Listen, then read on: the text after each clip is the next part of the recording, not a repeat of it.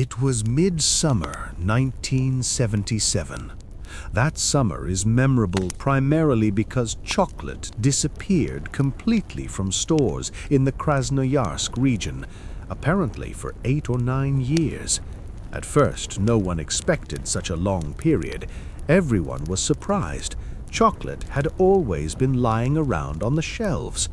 Okay, let's not digress.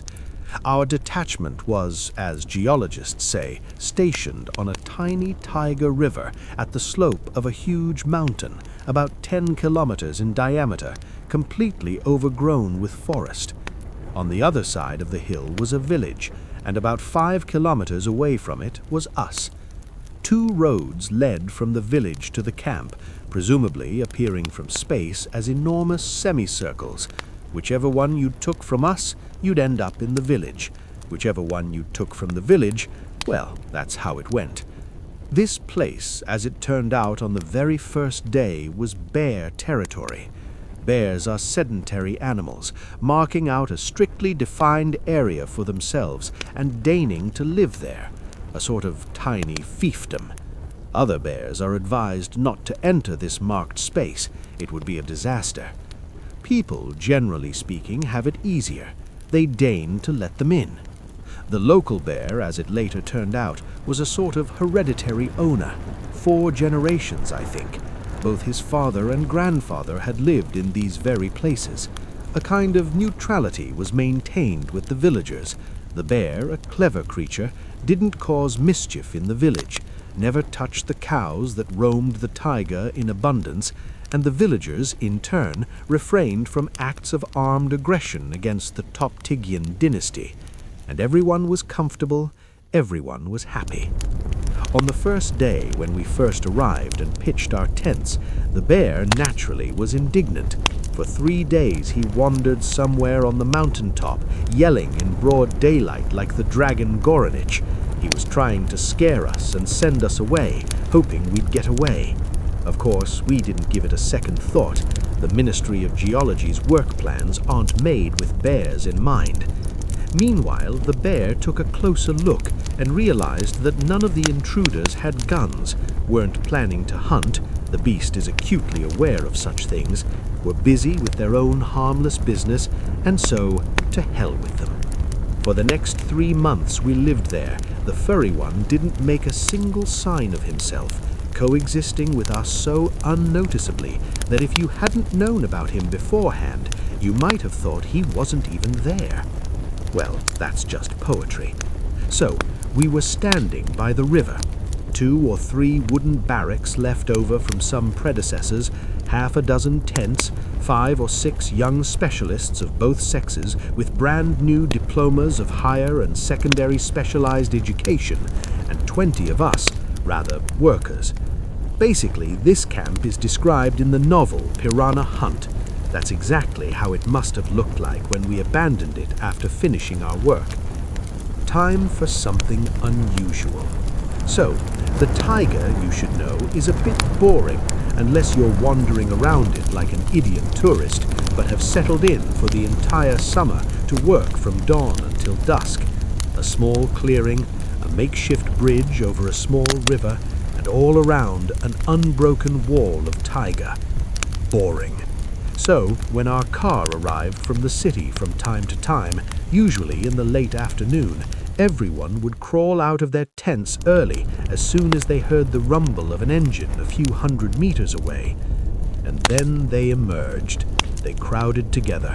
The narrow, rutted road, barely wide enough for a single car to squeeze through, even then brushing against branches, was visible for about 100 meters, then turned sharply to the right, so all they had to rely on were their ears. All 25 of us could clearly hear the straining engine, very close, and the grinding of the old gearbox, very close, right under their noses, around the bend. It was about to appear. It didn't. Moreover, the engine died and no longer worked. Believing that our old Gaz 51 had died literally a couple hundred meters from the camp, and there was no other conclusion to be drawn from the sounds we'd heard, the most impatient ones moved towards it, and they didn't see any cars around the bend.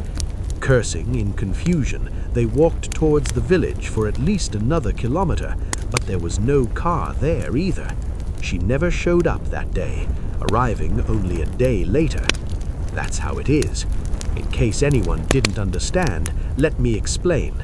The road connecting the village with the camp was a 5-kilometer track hemmed in by the taiga, with no branches, turns, exits, or shoulders whatsoever. Leaving the village, you could only get to the camp. Leaving the camp, you could only get to the village. Turning around on that road was physically impossible, for any civilian vehicle, I mean. A tank, of course, could have, but where would a tank have come from?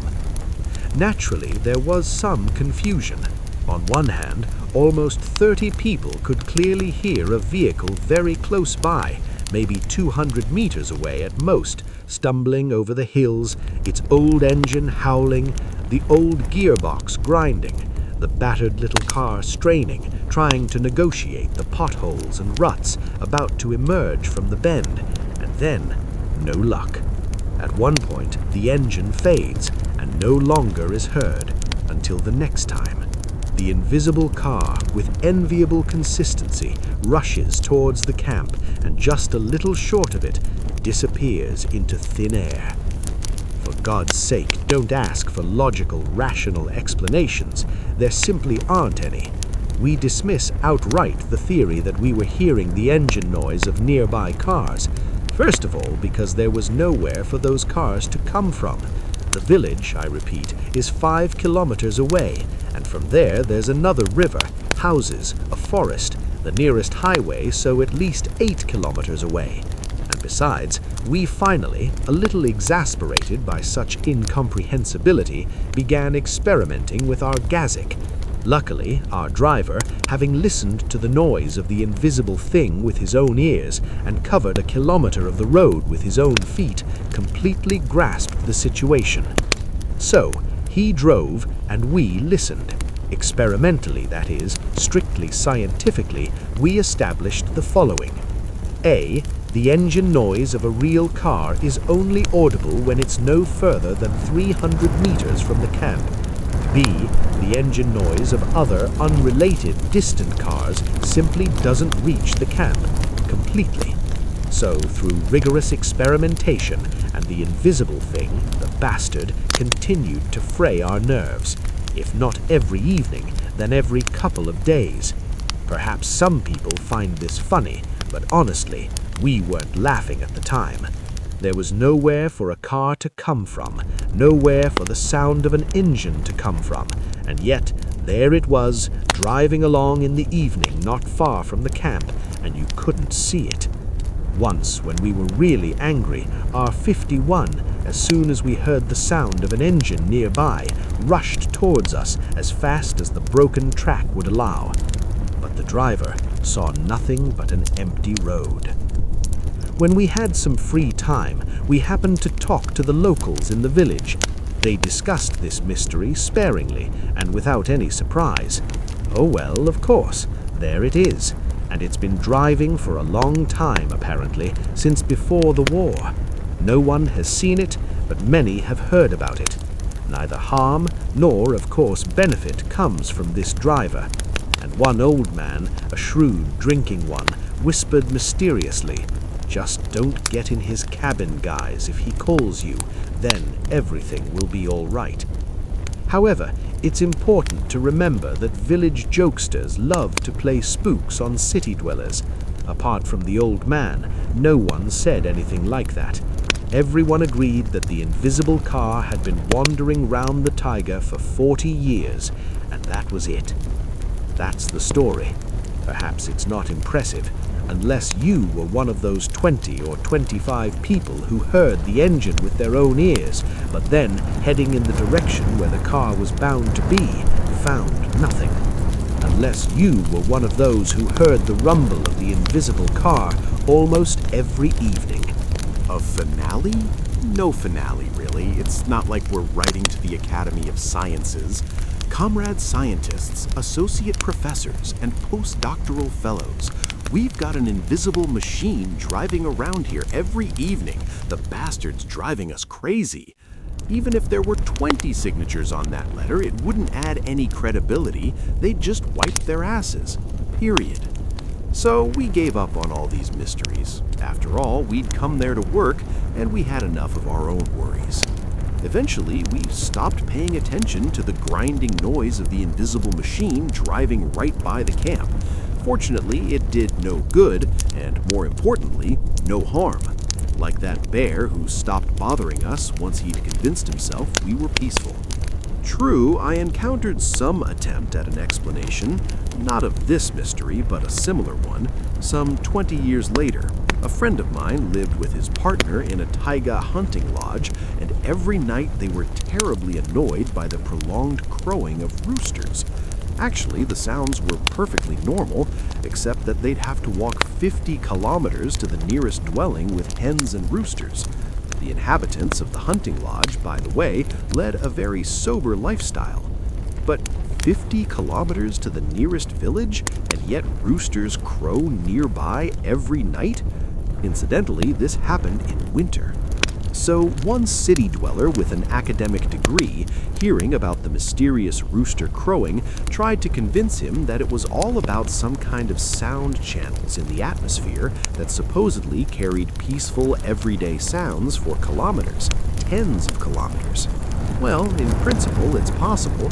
However, I'd have more confidence in the academic explanation if it turned out to be a strict scientific truth. But for now, all talk of sound channels remains purely hypothetical, which, by the way, doesn't add much credibility to them. So, and what exactly is so? Go figure. The main thing is, everything happened exactly like that. Period. And a complete mystery. In general, gold has been mined in the places I'm writing about for a long time.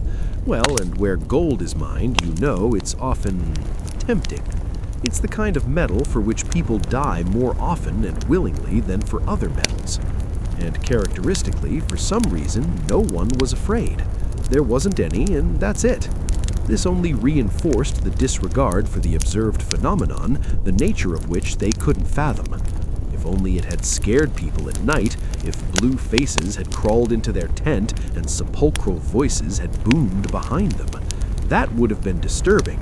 Meanwhile, the invisible machine itself posed no threat or danger, so they eventually gave up on it. But the real fear? We had a completely useless, mischievous fellow in our unit. They disliked him because after drinking, he knew no limits, no restraint, and would start picking at everyone, whining insultingly and angrily, grabbing people by the lapels, making grievances he couldn't even comprehend.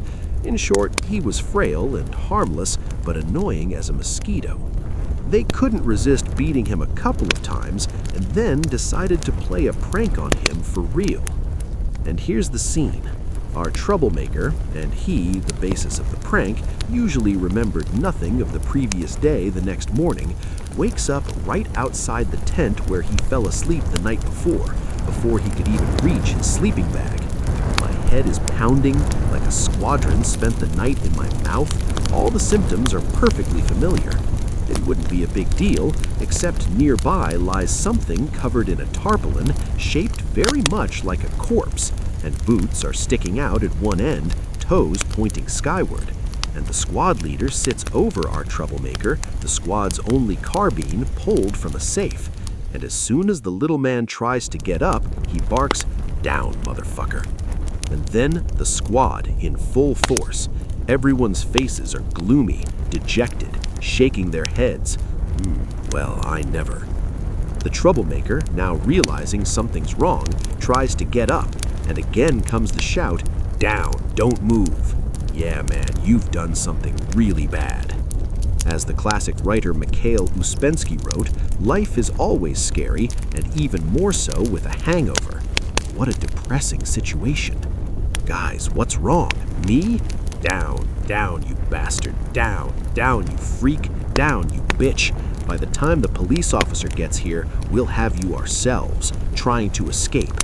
What guy? Guys, what? Me? You bastard. You stabbed Volodka in the heart with a knife yesterday. There it is, just his boot sticking out. The drowned corpse of a dead man under a tarp, and they've already sent for the police officer to the village. And your knife is there, and you're probably facing no less than the death penalty. And what did you want? A trip to Sochi and a blonde to bed?